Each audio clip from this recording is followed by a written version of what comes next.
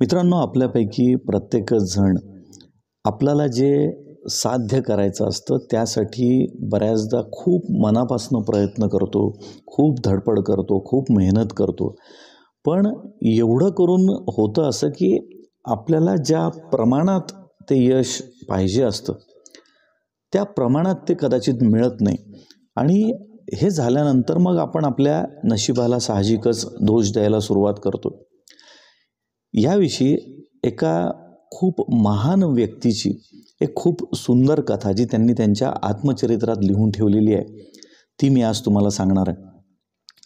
एक 17-18 वर्षाचा युवक त्याच्या NDAच्या तयारीसाठी प्रचंड मेहनत घेतो आणि जेव्हा परीक्षेची वेळ येते तेव्हा खिशात पैसे नसल्यामुळे त्याची बहीण तिचे दागिने मोडून त्याला केरळमधल्या त्याच्या गावातनं परीक्षेच्या ठिकाणी पाठवते.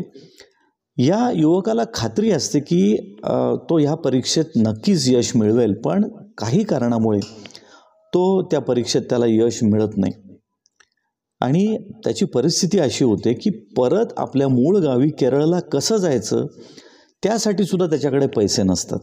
आणि अशा वेळेला आत्महत्या केल्याशिवाय आपल्याकडे दुसरा काहीच पर्याय नाही हा विचार करून हा युवक ऋषिकेशला एक तिथे शिवानंद आश्रम म्हणून आहे त्या ठिकाणी असणाऱ्या एका टेकडीवर तो चालत चालत जातो आणि आत्महत्येचा विचार त्याच्या मनात सुरू होतो. तो मागे पुढे पाहत असतो, खाली पाहत असतो. हे करताना शिवानंद स्वामी त्या ठिकाणून जात असतात. ते युवकाला बघतात, त्याला बोलवून घेतात आणि त्याला प्रश्न विचारतात. तो त्यांना उडवाउडवीची उत्तरं देतो आणि सांगतो की नाही, माझं इथे काही काम होतं म्हणून मी आलो होतो आणि मी लवकरच परत जाणार. ते म्हटले हरकत नाही, थकलेला दिसतोयस, थोडंसं आश्रमात ये, थोडं खाणं पिणं कर, आजच्या दिवस आराम कर आणि उद्या जा. तो युवक ठीक आहे म्हणतो, त्यांच्यासोबत येतो. रात्रभर त्यांचं एकमेकांशी बोलणं होतं आणि सकाळी तो युवक जायला जेव्हा निघतो त्यावेळेला शिवानंद स्वामी त्याच्या हातात काही पैसे देतात आणि सांगतात की आता सुखरूप तू तुझ्या गावी जा. त्यावेळेला तो युवक त्यांना म्हणतो की स्वामी, मला एक सांगा की तुम्ही तर ईश्वराच्या इतके जवळ आहात. मी इतकी मेहनत केली या परीक्षेसाठी, माझ्या बहिणीने तिचे दागिने मला इथपर्यंत पाठवण्यासाठी मोडले, मग माझ्या हाती हे यश का आलं नाही असं तुम्हाला वाटतं?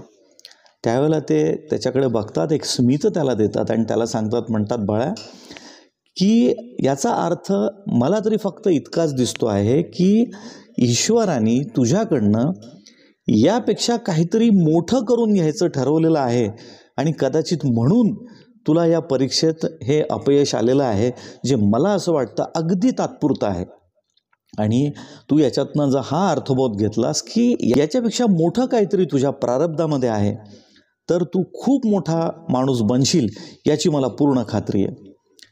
तो विचार करत तो युवक परत येतो आणि त्यातून जी व्यक्ती तयार होते ती म्हणजे जगातली अत्यंत अनुभवी, हुशार आणि पूर्ण जग ज्यांना मानतं, आदर करतं असे आपले भारताचे माजी राष्ट्रपती स्वर्गीय अब्दुल कलाम. मित्रांनो, ही अतिशय प्रेरणादायी अशी अब्दुल कलामजींची ही गोष्ट आपण प्रत्येकाने हे लक्षात घेतलं पाहिजे की अपयश हे तात्पुरतं आहे. तुम्ही जर पूर्ण प्रयत्न त्या यशासाठी केलेले असतील तरीसुद्धा अपयश येत असेल तर ते फक्त तात्पुरतं आहे आणि तुमच्या प्रारब्धामध्ये त्याहीपेक्षा मोठं काहीतरी करण्याचं लिहिलेलं आहे याची खात्री तुम्ही निश्चित बाळगा. पुन्हा आपली भेट अशाच एखाद्या नवीन गोष्टीसह. तोपर्यंत नमस्कार.